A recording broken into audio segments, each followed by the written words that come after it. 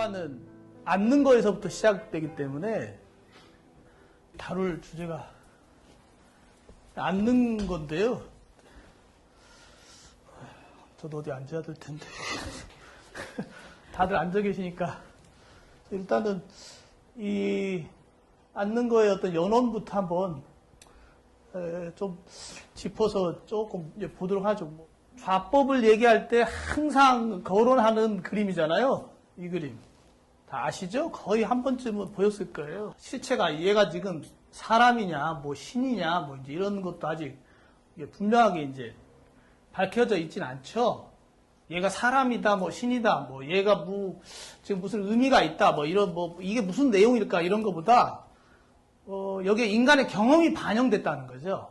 앉았던 경험이 분명히 이렇게 앉아봤던 인간이 이거를 표현했거나 하도록 했겠죠. 그게 중요한 거죠. 제가 인더스강이라고 하는 지역인데 저기서 이제 다양한 이런 도장이 많이 출토가 됐죠. 근데 여기서 이제 눈여겨봐야 될 게 이 다리 모양이에요. 다리 모양. 여기에 이 부분. 특히 이 무릎이 이렇게 꺾여서 두 발이 겹쳐져 있는 어떤 이 상하 구조 있잖아, 이런. 예. 이 오른발이 위쪽에 있고 왼발이 밑에 들어가 있잖아요. 이런 부분에 이제 저희는 이제 집중하게 되는 거예요. 이게 이제 왼발이냐 오른발이냐.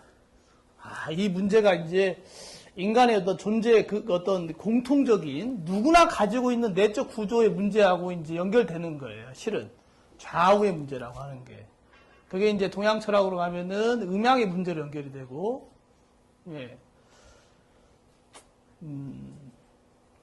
그래서 어떤 관념적인 철학의 차원에서의 음양 문제가 아니고 실제 인간의 내적인 어떤 음적인 에너지와 양적인 어떤 에너지에 대한 문제거든요. 그래서 이제 저런 부분을 이제 눈여겨 한번 보시고, 이제 다음 이제 넘어가서 이제 그림들을 하나씩 보다 보면은 이런 그림도 있어요. 지역적으로 거리상으로 그 인더스강이 우리 한반도 길이보다도 더 길잖아요. 하라파에서 모헨조다로까지 동일한 어떤 도상을 보여주고 있다는 게 재밌는 부분이. 이 발이 저거는 어떻게 하고 있는 것 같은지, 저게 어떤 모양인지 혹시 감이 오세요? 어떤 모양인지. 어찌됐거나 많은 좌법이 있는 것처럼 여기에 보면은 이제 그 요가의 다양한 어떤 고대부터 좌법이 있었다 이제 얘기를 이렇게 하기도 하고 그러는데 이것들도 보면은 무릎을 꿇은 상태에서 손을 모은 자세죠. 예. 이게 이제 인류가 인간 모양을 이렇게 조각을 하거나 흙으로 빚어서 만든 것 중에 가장 많이 발견되는 그 자세, 좌법이 이 좌법이에요. 뭔가 유용한 어떤 의미가 있기 때문에 이런 걸 빚었겠죠. 유용한 의미가 있기 때문에. 근데 그 중에서 이제 이 위에 있는 또는 그 전에 봤던 그 다면신상, 이건 이제 다면신상이 아니죠? 예. 그래서 이제, 가치로 치면은 아무래도 이 다면신상의 좌상이, 이 좌법이 굉장히 중요하게 다뤄줄 수 있을 거예요. 이런 도상도 하라파나 모헨조다로 고루 분포돼서 발견이 됐던 겁니다. 어떤 저런 좌법이 있었어요, 고대. 뭔가 인간이 유의미하게 생각해서 그거를 어떤 도장의 형식으로 새겨가지고, 예, 그것도 전문가들이 새긴 거예요. 손바닥보다 작은 크기거든요. 근데 굉장히 아주 예민한 손놀림을 가지고서 만든 거예요.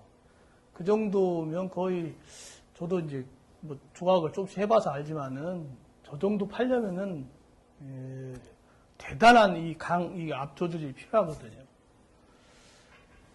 근데 이게 지금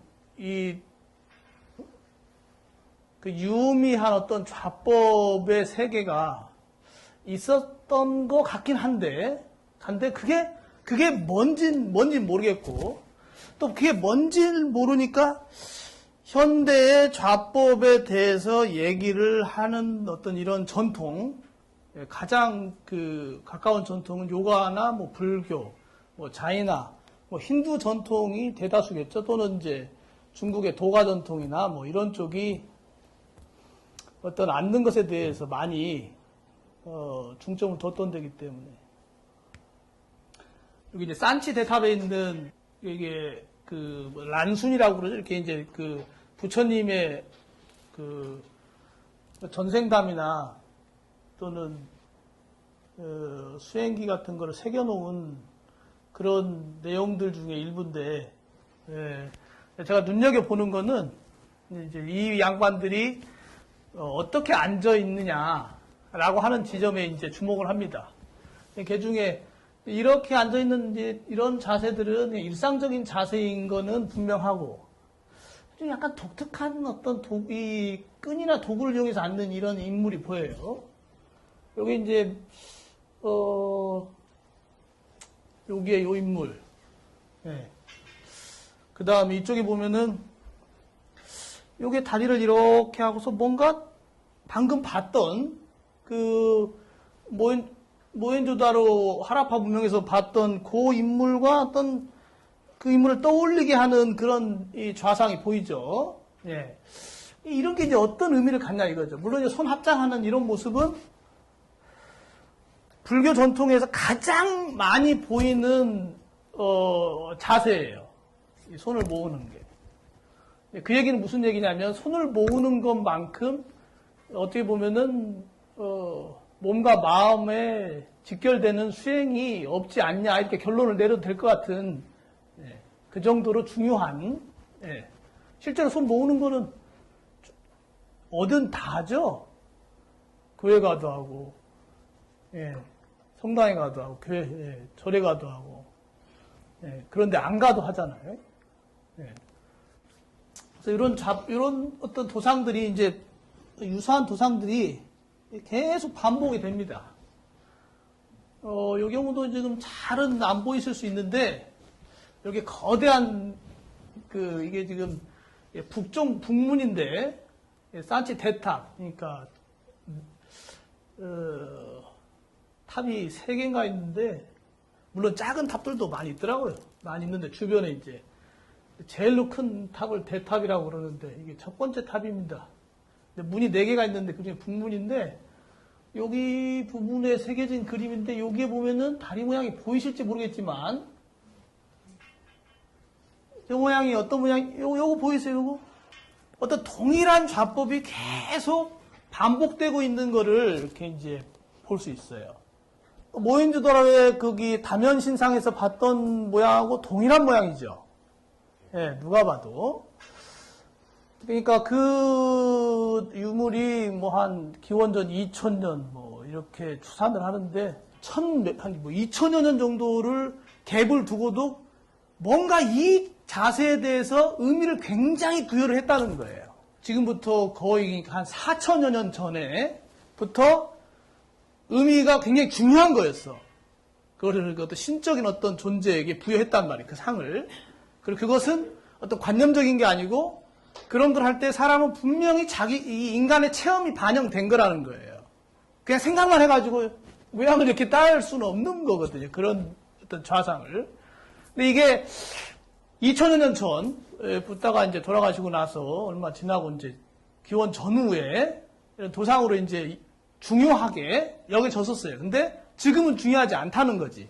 왜? 아무도 이 자세를 안 하고 있을 뿐만 아니라 이걸 새기지도 않는다는 거예요. 조상으로. 그거는 이제 이 전통이 어떤 이거에 대한 어떤 생각이 이제 사라진 거죠. 이게 이제 도대체 어떤 의미냐, 이런 맥락을 이제 한번 생각해 보자는 거예요. 아쇼카왕 시대는 상자부 불교를 이제 알리신 거죠. 이걸 이제 대략 이제 소승불교 내지 뭐 남반불교를 이렇게 얘기하는데, 그 이때는 결과부자가 없었단 얘기예요. 예. 얘는 포교를 하기 위해서, 물론 이제 이때는 불상을, 조상을 만들진 않았어요. 예. 불상을 만들진 않았죠. 이제 불상을 만들지 않고 대신 뭐 보리수나 또는 계단 사다리를 만들기도 하고 해서, 또는 발을 이용하고, 이거 부처님 발을 대신 예배 대상으로 삼기도 하고 그랬죠. 그러니까 안 만들었기 때문에 없는 건 당연하지, 이렇게 생각할 수도 있지만, 한번 보죠, 그러면. 네. 이제 하라파 시대, 이제 이게 링감인데, 링감이라고 이거 익히 좀 처음 들어본 분도 있을 거예요. 알이죠, 알. 옛날에는 이 탑이 다 알이었어요, 알. 이렇게.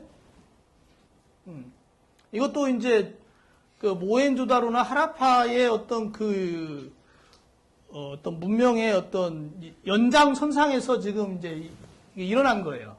실은. 이것 또한 이제 어떻게 변화를 해나갈까 이제 보죠. 이제 우리 지금 탑에는 알이 없잖아요. 네. 그죠? 그리고 처음에는 알이 밖에 있었는데, 이게 이제 안으로 들어왔어요. 이제 이게 붓다와 동일한 의미를 가지는 거죠. 꼭 붓다라기보다 어떤 우주의 본질 내지 어떤 그런 의미가 이 안에 담겨 있을까요? 예. 어쩌면 우리는 알을 볼 때 항상 그런 느낌을 받죠? 예. 둥근 어떤 모양을 볼 때마다, 집단 무시라고 해도 좋고, 어떤 둥근 어떤 모양을 볼 때 우리가 이렇게 거기에 집중하고 그거와 일체화되는 게 굉장히 뭔가 유의미한 어떤 의미가 있을 겁니다. 이제 붓다의 모습은 아직 만들어지지 않고 있죠. 대신 손을 모으고서 이렇게 발뒤꿈치를 세워서 발가락을 바닥에 지탱해서 무릎을 꿇고 기도하는 이런 전형적인 좌법을 취하고서 예배를 드리고 있죠.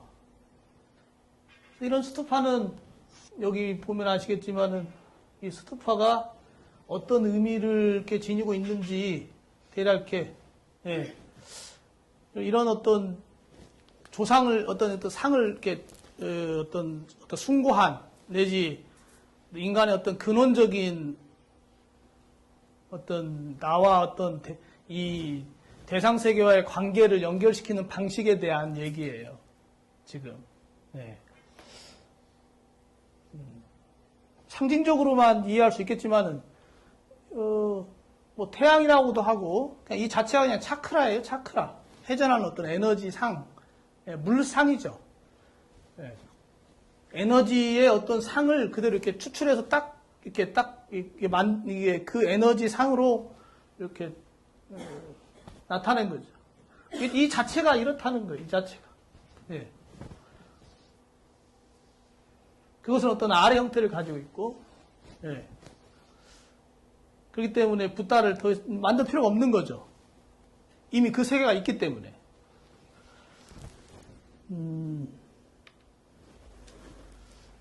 여기 이제 버하루트 유적지, 그러니까 유적지가 어디쯤인가는 한번 지도를 봐야 되나?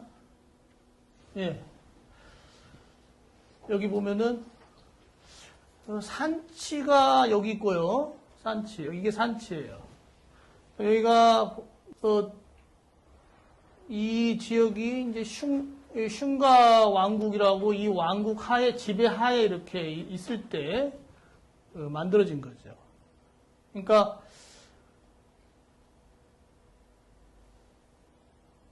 요 시대는 이제 그 상자국 불교에서 대승불교로 이제 넘어가는 중간 정도 될 것 같아요. 예. 지역이, 그 다음에 여긴 좀 안 나타났지만 여기 지금 글자가 좀 흐리네. 여기 탁실라라고 써있는 요곳이 간다라 지역이에요. 예.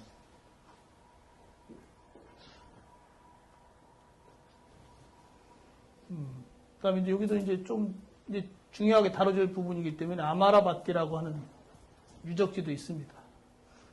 그래서 크게 이제 이게 중부하고 이쪽이 남부, 북부 이렇게 이제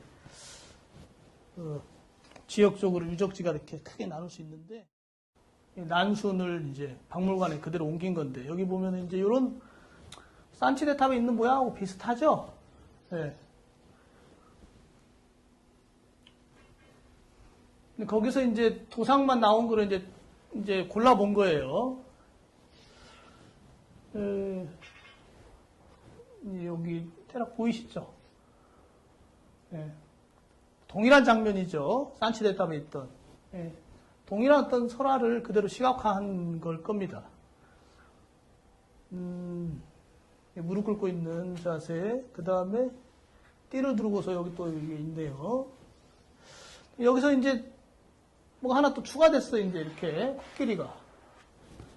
근데 여기 발 모양이 겹친 모양이 아니죠.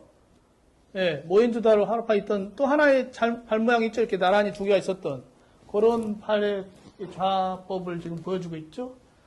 여기도 보면은 이게 우연의 일치일 수도 있을까 싶지만은 예, 중요한 인물일 겁니다 아마.